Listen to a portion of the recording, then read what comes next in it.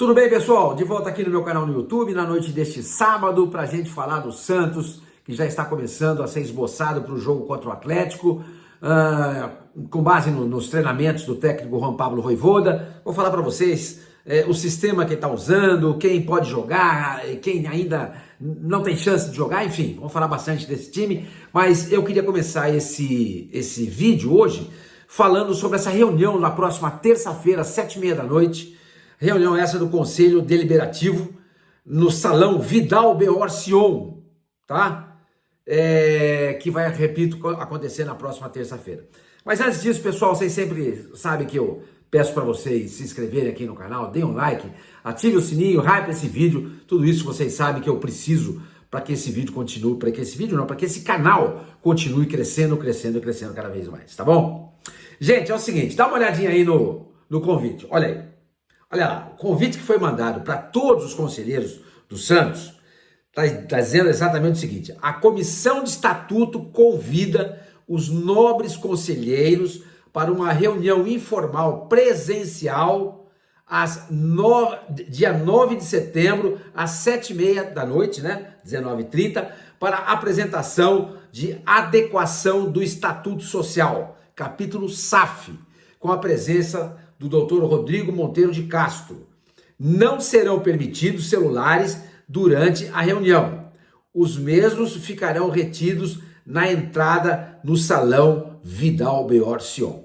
Tá bom? Esse foi o convite que foi mandado para todos os conselheiros do Santos. Tá? Quem fez esse convite? Esse convite foi feito pela Comissão de Estatuto. Vocês estão vendo aí. Quem é o presidente da Comissão de Estatuto do Santos? É o Celso Pires. Foi ele que determinou a proibição de celulares nessa reunião. Foi ele que determinou que essa reunião seja secreta, vamos dizer assim. Bom, aí eu perguntei para uma fonte que eu tenho, do Santos, perguntei, escuta, qual é a relação desse conselheiro, né, desse presidente da Comissão de Estatuto, com o Marcelo Teixeira? Essa pessoa falou para mim o seguinte: olha, senhor Mani, o Celso Pires pula de galho em galho. Quando o Laor foi eleito, ele estava lá no palco comemorando a eleição do Laor, e o Laor bateu exatamente o Marcelo Teixeira naquela eleição. Quer dizer, é um cara que não, segundo essa pessoa me disse, não tem uma ligação tão próxima assim com o presidente Marcelo Teixeira. Mas nesse momento, como pula de galho em galho, como disse essa pessoa para mim, ele está próximo ao presidente Marcelo Teixeira. Eu conversei com uma outra pessoa, falei, escuta, por que essa reunião é secreta? Tá? Essa outra pessoa é conselheiro também, tá? Essa pessoa disse para mim, não sei, porque não tem nada demais nessa reunião, senhor Mani, nada. Tanto é que você vai ver pelo convite, que eu mostrei para ele o convite, tá dizendo lá, reunião informal. Uma reunião informal. Ela não vai deliberar absolutamente nada. Nada. Ela vai ser presidida pelo Celso Pires e vai ter a presença do doutor Rodrigo Monteiro de Castro, que eu falei para vocês. Quem é o doutor Rodrigo Monteiro de Castro? Ele é um dos juristas que criaram a lei das Sociedades Anônimas do Futebol, a SAF. Tá? Essa lei, ela foi a lei de número 14.193/2021, que é o resultado do projeto de lei número 5.516, de 2019, de autoria do senador Rodrigo Pacheco, e com relatoria do senador Carlos Portinho. A elaboração do texto contou com a contribuição de juristas como Rodrigo Monteiro de Castro e José Francisco Mansur, além de um estudo feito pelo Botafogo, porque o Carlos Portinho, que é senador, é conselheiro do Botafogo, se eu não estou enganado. Mas enfim, quem ajudou a criar esse texto da lei das SAFs foi o Rodrigo Monteiro de Castro, que é sócio do José Francisco Mansur, num escritório de advocacia aqui em São Paulo. O Rodrigo Monteiro de Castro é, até onde eu apurei, torcedor de São Paulo, tem nada a ver com o Santos, tá? Mas foi o cara que fez o texto da lei. Então ele estará presente nessa reunião da próxima terça-feira, às 7h30 da noite. Segundo, eu apurei também com um outro conselheiro, nada será deliberado e nem pode ser, porque é uma reunião que foi convocada pela Comissão de Estatuto. Não é uma reunião do Conselho Deliberativo. A Comissão de Estatuto convida os conselheiros. Qualquer mudança que venha a ser feita no estatuto, etc. e tal, tem que passar pelo Conselho Deliberativo. Tem que ser uma reunião formal, pedida, requerida pelo Conselho Deliberativo. Não é o caso dessa reunião, mas eu voltei a perguntar para essa outra pessoa, por que então essa proibição de entrada de celular, essa reunião secreta? A pessoa me disse a mesma coisa, não sei. Aí eu perguntei para uma pessoa, escuta, existe a possibilidade de se mudar o estatuto, por exemplo, e permitir a eleição do Marcelinho Teixeira nessa próxima eleição? Não, permitir a candidatura do Marcelinho Teixeira na próxima eleição? Porque muita gente está dizendo o seguinte, que como ele é filho do atual presidente, na linha sucessória de presidentes, é vedada a candidatura do filho do presidente, ou do sobrinho, ou do neto, alguma coisa assim. Bom, o que eu apurei? Não existe nada no Estatuto do Santos que proíba isso. Falei com 3 conselheiros. Não existe nada que proíba a candidatura do Marcelinho Teixeira para as próximas eleições do Santos. Mas um dos conselheiros me disse o seguinte, Sr. Manes, mas esquece isso. O Marcelo Teixeira vai sair candidato para a reeleição. Bom, gente, então, essa reunião, então, na próxima terça-feira, secreta, sem a presença de celulares, etc. e tal, foi pedida pelo Celso Pires, presidente da Comissão de Estatuto do Santos, para discutir uma reunião informal para falar sobre a adequação do Estatuto Social do Santos, capítulo SAF, tá? Mas deixar claro para vocês o seguinte, qualquer modificação no Estatuto do Santos, ela tem que ser primeiro aprovada pelo Conselho Deliberativo. Se for do interesse do Marcelo Teixeira, a gente sabe muito bem que o Conselho vai aprovar, porque o Conselho basicamente é do Marcelo Teixeira. Mas ao aprovar essa mudança, para ela entrar em vigor, ela tem que passar por uma assembleia de sócios. Os sócios é que vão determinar. Sem o aval dos sócios, não se muda nada. Vamos dizer que o Marcelo Teixeira queira mudar isso, aquilo outro, papapá, e o pessoal ainda... Ok, você pode até fazer a mudança. Aí, isso tem que ir para uma assembleia de sócios. Entendeu? Os sócios vão decidir. Entendeu? Isso é o detalhe. Então, se você, associado, entender que essa mudança de estatuto não é adequada para o Santos, você vai lá e vota não. Não muda. Se você acha sim, vota sim. Agora, o grande problema dessa história toda é o seguinte. Para muita gente, para mim inclusive, o Estatuto do Santos é dúbio. É dúbio. Se pode transferir mais de 49% das ações do Santos para uma empresa que venha comprar o Santos ou não. É dúbio. Então, ele teria que passar por essa adequação para evitar problemas futuros. Porque do mesmo jeito que eu tenho dúvida, outras pessoas podem ter.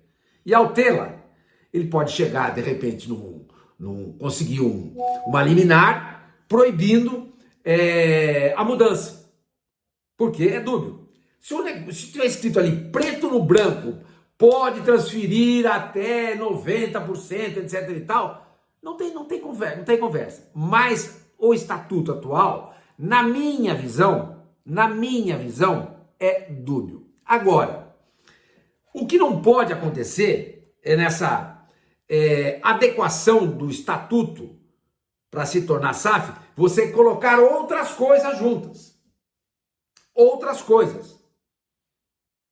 Entendeu? De modo a favorecer esse, aquele ou aquele outro. Ou a perpetuar pessoas dentro do Santos Futebol Clube, que é o caso da família Teixeira. Isso é muito claro para todo mundo, que é de entender. O Marcelo Teixeira já disse isso. O meu pai me preparou, meu pai foi presidente, me preparou para ser presidente e hoje eu preparo o Marcelinho para ser presidente do Santos. Ele falou isso, não sou eu que estou inventando, não sai da minha cabeça. Não invento nada. Não invento nada. Ele disse isso. Então, o que precisa tomar cuidado é isso. Quando vai se votar alguma, quando for feita essa mudança de estatuto, tem que olhar tudo com lupa para ver se está vendo só essa modificação ou se a reboque está vindo outras coisas também. Tá bom? Então, repito, gente, essa reunião de terça-feira é apenas uma reunião informal, presencial, que não vai deliberar nada. Mas é preciso ficar atento, porque dessas reuniões secretas podem sair alguma coisa que de repente a gente, a hora que vai perceber, o Santos está, ferrado. Entendeu? Espero que essa reunião, tudo que for discutido nessa reunião, venha se tornar público depois da reunião. Que isso venha se tornar público, que os sócios fiquem sabendo, que o torcedor do Santos fique sabendo também. Que fique sabendo também. Entendeu? Então é muito importante que isso seja feito após essa reunião. Tá bom? Outra coisa que eu queria falar para vocês é o seguinte. Uma matéria no Diário do Peixe de hoje tá falando sobre... Tá dizendo aqui, a matéria exclusivo, XP, que é uma empresa aí de... como é que chama? Como é que fala? Ah, meu santo Deus do céu. Peraí, deixa eu ver, tô puxando aqui. A XP é uma empresa de investimentos, tá? Trabalha no mercado financeiro.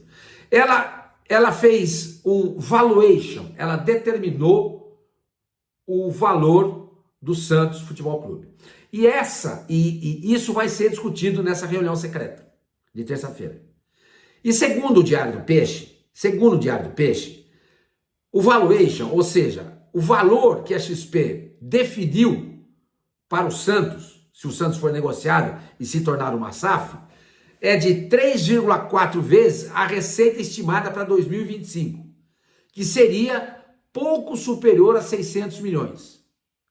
Portanto, o valor da SAF do Santos chegaria a 2,2 bilhões, o maior valor de uma equipe brasileira. Eu acho isso uma miséria.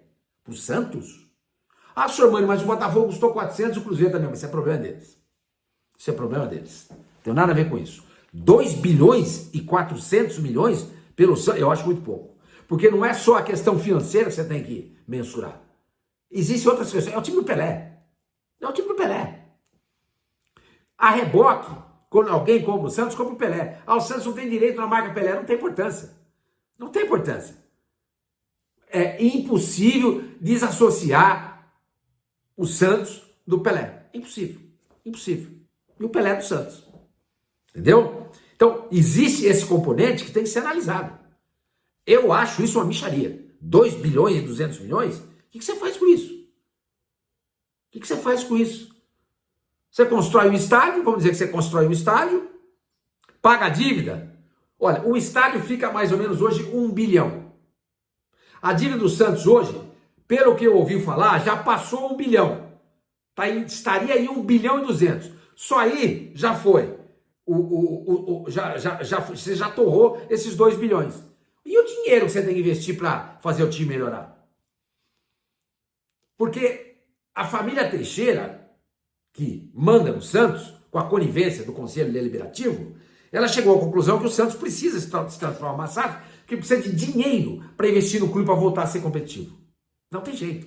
Não tem jeito. O Santos não faz dinheiro para reforçar esse time e fazer desse time um time capaz de bater de frente com Palmeiras e Flamengo, por exemplo. Não faz. Não faz. A gente sabe disso. Então, por isso, essa necessidade, essa importância de o Santos se transformar numa SAF. Mas eu volto a dizer, o Santos tem hoje dívida 1 bilhão e 200. Precisa fazer o seu estádio, que vai ficar na casa de 1 bilhão. Estão falando de 700, mas sempre aumenta. Vocês sabem disso. Então só aí já torrou esses 2 bilhões e 200. Só aí já foi pro saco. E o dinheiro que tem que entrar para investir no time? Então esse dinheiro é um dinheiro de pinga. Eu gostaria de saber de onde a XP Investimentos chegou a essa conclusão. De que maneira? De onde ela tirou esse valor? Com base no quê? Isso tem que ficar claro. E nessa reunião, de terça-feira, vai ser discutido esse número. Agora, será que vai ser discutido, por exemplo, como é que o Santos, que a XP chegou a esse valor? A gente não vai ver a reunião. A gente não vai ver a reunião. Entendeu? Então é isso, gente. Basicamente, sobre essa reunião é isso. Não se preocupem, nada será liberado na próxima terça-feira. Nada. É só uma reunião informal, como diz o próprio convite, para discutir a transformação do Santos em SAF. Tá? Mas nós temos que ficar com os olhos abertos, tá? Gente, outra coisa. Segundo capítulo desse vídeo aqui. Santos Futebol Clube, campo e bola. O Baixo voltou a treinar normalmente e já está à disposição do técnico Vojvoda, tá bom? Com isso, pelo que eu apurei, se o Santos entrar com 3 zagueiros, não será com o Zé Ivaldo, vai ser com o Basso. Ficaria Basso, Adonis Frias e o Luan Pérez. Fazendo com que o Santos não gastasse munição em relação ao número de jogos do Zé Ivaldo. E parece que faltam mais 6 jogos para o Santos ter a obrigação de pagar $1 milhão para o Cruzeiro para ter o Zé Ivaldo. E o Santos não está disposto a fazer isso. Porque ele investiu $8 milhões, perdão, tem que pagar $1 milhão para o Zé Ivaldo, certo? Para o Cruzeiro. Ele investiu $8 milhões em 2 zagueiros que a gente não conhece. Você conhece? Você também? E você, sabe quem que é? Você também sabe? Eu nunca ouvi falar de Frias e Alexis Duarte. Eu não conheço. Mas o departamento de análise estatística, que mapeia os jogadores, etc. e tal, recomendou. Mas esse mesmo departamento recomendou o Basso, esse mesmo departamento recomendou o Luizão, esse mesmo departamento recomendou o Zé Ivaldo. Então o grande temor que eu tenho é que de repente o Santos gastou $8 milhões em 2 Zé Ivaldos. Eu não conheço. Esse mesmo departamento indicou no passado o Velasquez. Aquele outro que jogava no Santos também, esqueci o nome dele. Aquele zagueiro que tá jogando lá. Não lembro, tá? Mas enfim, dane-se. Eu não sei. Vamos torcer para que de fato Frias e Duarte sejam jogadores muito acima da média dos zagueiros do Santos, porque o Santos precisa de zagueiro. Então, por gastar $8 milhões com Frias e Duarte, o Santos não quer se ver na obrigação de comprar o Zé Ivaldo. Por isso, com a liberação do Basso, o Vojvoda já está trabalhando com esse trio de zagueiros, se ele for jogar com 3 zagueiros contra o Atlético. Basso, Frias e Luan Pérez. Tá? Ele treinou também o time no 4-4-2. No 4-4-2, como ele fez contra o Fluminense. Contra o Fluminense ele deixou nos 2 da frente, Neymar e o Roleiser. A linha de 4 atrás foi o Cavalheiro, o Rincon, o Zé Ivaldo e o Guilherme. E atrás os zagueiros, Mike, Zé Ivaldo, Luan Pérez e o Escobar e o Brazão no gol. Ele voltou a trabalhar desse jeito. Só que dessa vez ele colocou o Lautaro Dias no time, juntamente com o Neymar. E aí ele formou ali o meio campo com o Schmidt e o Zé Rafael. Porque muita gente está dizendo que o Vitor Hugo pode entrar na vaga do Roleiser. Por quê? Porque o Roleiser está suspenso. Mas aí seria um 4-3-3. Ou não. Agora, a gente não sabe se o Neymar vai jogar, porque a partida contra o Atlético é no gramado sintético. Ele não se sente à vontade jogando lá. Mas se o problema dele não for clínico, físico, de saúde, é só apenas um incômodo de, não gosto de jogar nesse lugar. Por exemplo, eu não gosto de ir em tal restaurante, eu não gosto de ir em tal lanchonete, eu não gosto de ir em tal praia, entendeu? Mas se eu preciso ir, eu vou, ué. Não vai acontecer nada, não vai cair um braço. Se o problema for só essa questão de gosto, o Neymar tem que jogar. Eu já falei isso para vocês ontem. Tem que jogar. Ele tem que jogar. Agora, ele vai ter uma conversa com o técnico Juan Pablo Vojvoda para decidir Se por um acaso ele não puder jogar, aí entraria o Vitor Hugo no lugar dele. Entendeu? Aí entraria o Vitor Hugo no lugar dele. E aí, no caso, ficaria Brazão, Mike, com 2 zagueiros, né? Frias, Lompérez e Escobar. Schmidt, Zé Ivaldo.